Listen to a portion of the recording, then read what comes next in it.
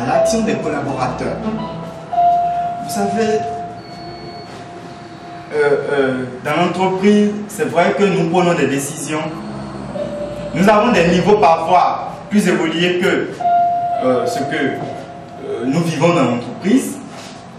Mais est-ce à cause de ça que nous allons limiter nos compétences à ce qu'on nous a donné? Je suppose que vous êtes expert en comptabilité. Aujourd'hui, par la grâce de Dieu, je dis bien par la grâce de Dieu, vous êtes peut-être commercial. D'accord? Commercial, comptabilité. Parfois on essaie de faire ça au Bénin. Et c'est pas à cause de ça que vous allez limiter votre expérience. Vos compétences en comptabilité, vous allez les ignorer. Non.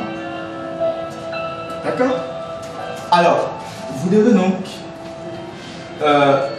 avoir du sens à l'action de chaque collaborateur. Je dis bien collaborateur. Alors, donner du sens à la finalité de l'organisation. Vous êtes dans une entreprise où nous sommes associés aujourd'hui, nous avons des objectifs. D'accord? Que nous voulons atteindre. La finalité, toute personne étant donc dans cette organisation doit considérer nos objectifs. Parce que très souvent, nous pensons que nous sommes en entreprise juste pour être payés à la fin du mois. Je dis non.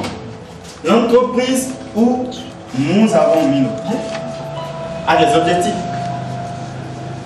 Alors, nous, notre objectif, c'est peut-être avoir l'argent à la fin du mois. Mais il faut considérer la finalité de l'organisation. Sans cette finalité, l'entreprise n'existera pas. D'accord? Et donc, nous n'allons pas mettre pied dans cette entreprise. Donc, on dit aussi que le MRP prône l'interdépendance, relations intra- et interpersonnelles. D'accord? Les zones et la mise en commun des compétences pour assurer la croissance de l'entité. Alors, il paraît sur la capacité créative de chacun de ses collaborateurs. Chacun de nous, comme nous avons l'habitude de le dire dans notre cercle de réflexion IFIES, nous avons forcément un plus à recevoir de l'autre.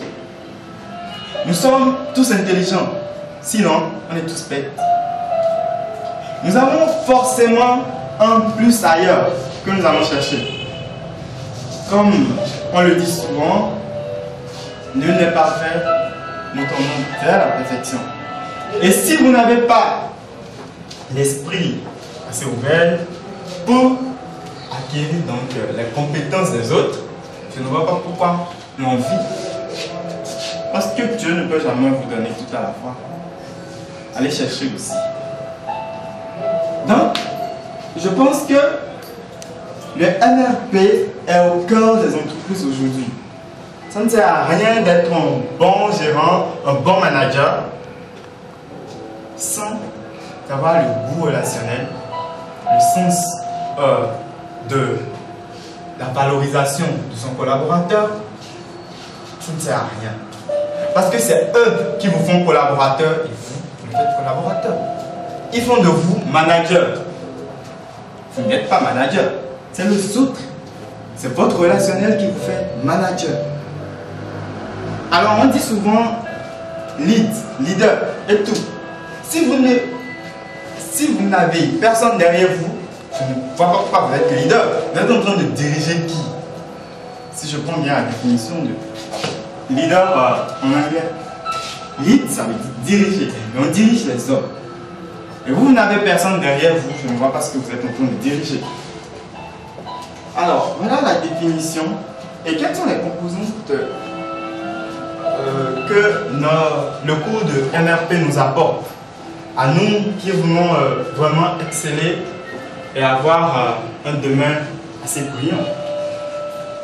Alors, il est constitué de l'ensemble des compétences utiles à un responsable pour prendre en charge et motiver ses collaborateurs. va prendre en charge ses collaborateurs et les motiver. Alors, si nous nous trouvons par hasard dans une entité, dans une entreprise où on n'est pas motivé, je suis sûr que un jour on finira par donner démission pour dire rien ne va dans l'entreprise. Alors, donc nous avons besoin des compétences personnelles et des compétences collectives. Alors, compétences personnelles, c'est nous-mêmes. L'intrarelationnel dont nous étions en train de parler dans la définition du NLP.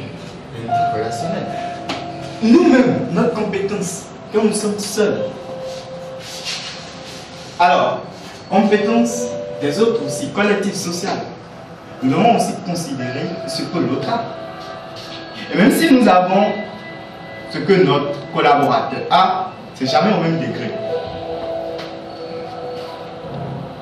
Donc, nous devons forcément prendre en compte les autres.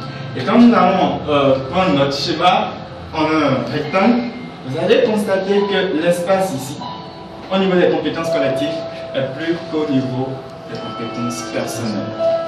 En entreprise, nous allons ensemble. Quand ça chute, on chute ensemble. D'accord. Les composantes un peu plus détaillées ici.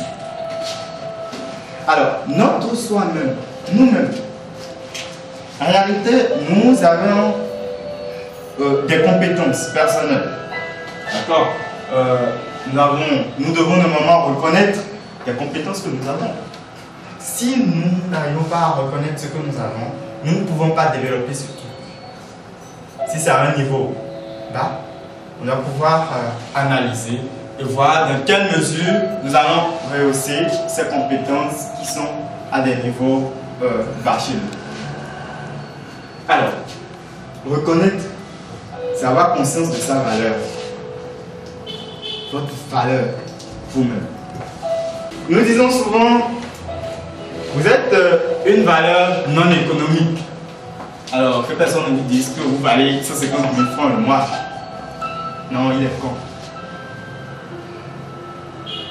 Vous êtes extraordinaire, vous êtes fait à la perfection. Et vos valeurs dépassent sur